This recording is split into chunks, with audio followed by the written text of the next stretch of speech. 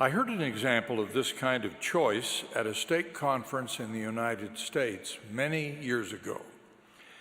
The setting was a beautiful college campus. A crowd of young students were seated on the grass. The speaker, who described this circumstance, said they were watching a handsome tree squirrel with a large bushy tail playing around the base of a beautiful hardwood tree.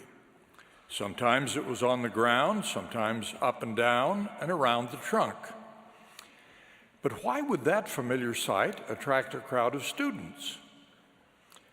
Stretched out prone on the grass nearby was an Irish setter.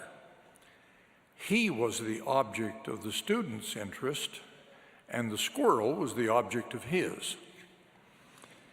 Each time the squirrel was momentarily out of sight circling the tree, the setter would quietly creep forward a few inches and then resume his apparently indifferent posture.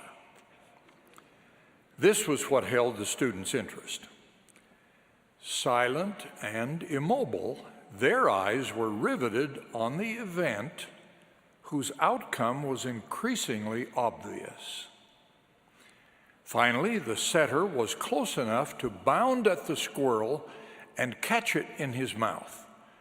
A gasp of horror arose, and the crowd of students surged forward and wrested the little animal away from the dog.